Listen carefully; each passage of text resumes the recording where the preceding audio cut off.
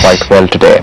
But let's turn to the broader corporate scene where there are lots of issues with the balance sheets of many companies ridden with debt and not quite sure whether they'll be able to service that over the next few quarters. Ramraj Pai of CRISIL Ratings joins in to talk about that.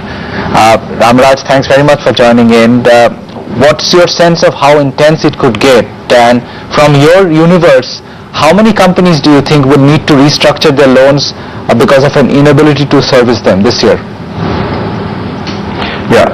So thanks, Udayan. I think as you rightly pointed out, we are seeing a lot of stress on the balance sheets of a lot of companies in corporate India. I think our analysis of about 11,500 companies that we rate, clearly reflects that the repayments coming up for the present year at about 1.1 trillion rupees. I think our expectation is about 70% of that is going to be really financed through internal accruals, but there is a large component of about 30% which will need to get financing through some kind of a refinance, either locally as well as or internationally. And given the fact that there is today a material liquidity squeeze, that is the piece that we expect to come under pressure.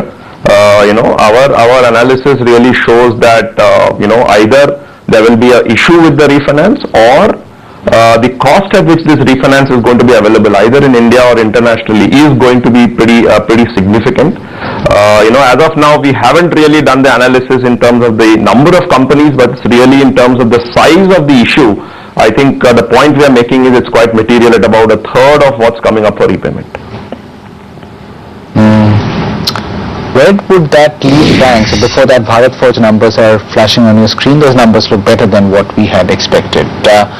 What would that entail for banks, Ramraj? Because the market has taken a very dim view of the asset quality worsening this year for private and public sector banks. Yes, I think we share and echo similar sentiments. I think our expectation is that from a overall NPA level of about 3.3% as of March 13, we expect this number to climb to about 4% by March 14. Our original expectation was that the rate of or the pace of growth of NPAs would taper off in 13-14 was what we were believing.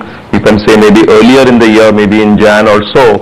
But clearly we are seeing that the asset quality pressures on banks are definitely going to continue through 13-14, and this number obviously doesn't include assets which are coming up for restructuring and things like that. What is the way out? Do you think policymakers can do something like taking out some of the bad loans and try and facilitate some kind of recovery process at another end by creating institutions for loan recovery, etc.? Or do you think this is a painful cycle which companies and banks will just have to go through? Yeah, I think I would go with what you are saying on the latter, Udayan. It is a painful process.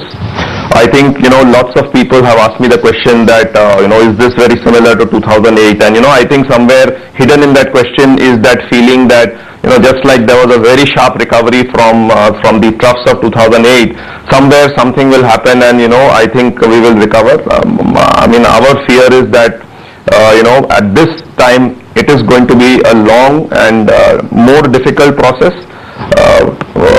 For a variety of reasons. I think clearly even the best case forecasts of growth may not go 5.5%, maybe a 6% is what you would look at. I think bank balance sheets are definitely much weaker.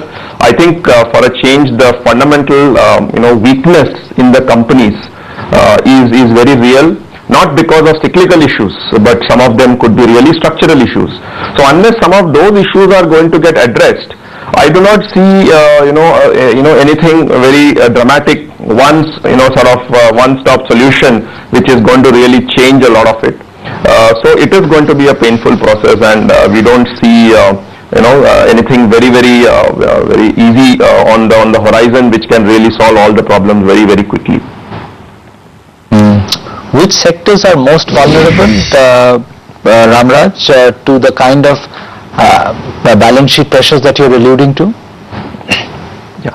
So I think, we look at this ratio then called the credit ratio, which is basically the ratio of upgrades to downgrades. So obviously the higher the ratio, the better is the sector, and vice versa. The lower the ratio, the worse is the sector. So really the sectors where we see the biggest stress are really, mostly in infra is something that everyone talks about, but definitely the power sector is a sector that we do see a lot of stress.